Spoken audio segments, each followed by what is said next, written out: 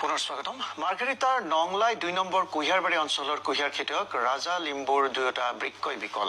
দুবছৰীয়া এটি সন্তানৰ পিতৃ ৰাজা লিম্বুৰ চিকিৎসাৰ বাবে কমেও ২২ লাখ টকাৰ প্ৰয়োজন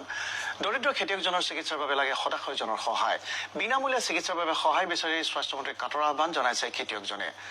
আৰু তেখেতৰ সৈতে আছে আমাৰ সাংবাদিক মানস প্ৰতিম গগৈ হয় মই বৰ্তমান উপস্থিত আছো মাৰ্ঘেৰিটা সমষ্টিৰ অন্তৰ্গত ২ নং কুহিয়াৰবাৰী নংলাই আৰু এই অঞ্চলৰ সৰ্বৰী এজন যুৱক তেখেতৰ যথেষ্ট শাৰীৰিক অসুবিধাৰ সৃষ্টি হৈছে দীৰ্ঘদিন ধৰি এই অঞ্চলত যথেষ্ট সামাজিক সাংস্কৃতিক ক্ষেত্ৰত তেওঁ জড়িত হৈ আছিল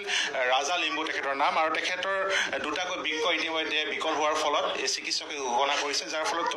আৰ্থিকভাৱে তেখেতৰ যথেষ্ট অসুবিধাৰ সন্মুখীন হৈছে মই পোনে পোনে ৰাজা লিম্বুৰ কাষলৈ যাবলৈ চেষ্টা কৰিম কি ক'ব হয় মই এই বছৰৰ জানুৱাৰী 18 তাৰিখত যেতিয়া আদিত্য মেডিকেলত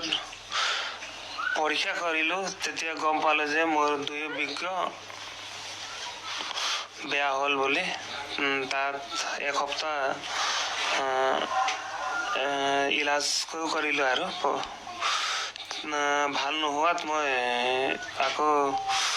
কলিকতা যোৱাৰ সিদ্ধান্ত কৰিলোঁ আৰু মই কলিকতাৰ ৰবীন্দ্ৰনাথ টেগৰত মই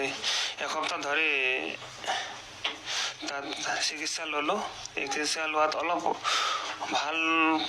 পালোঁ কিন্তু যেতিয়া ছাৰৰ লগত সেই বিষয়ে কথা পাতিলোঁ তেতিয়া তেওঁ ক'লে মোৰ 2 বৃক্ক একেবাৰে বেয়া তাক প্লান্টেশ্যনৰ কথা ক'লে তো প্লান্টেশ্যনৰ মই ক'লোঁ কেনেকৈ কৰিব লাগে কিমান খৰচ আহে তেতিয়া তেওঁ ক'লে মোক প্ৰায় ২২ লাখ টকাৰ খৰচৰ কথা ক'লে তেতিয়া মই ছাৰক ক'লোঁ আৰু চৰকাৰৰ প্ৰশাসনক কি অনুৰোধ জনাব নেকি ছাৰ আৰু প্ৰশাসনৰ অসম চৰকাৰক এইটোৱে বিনম্ৰ অনুৰোধ কৰোঁ মই মোৰ এই যি প্লান্টেশ্যনৰ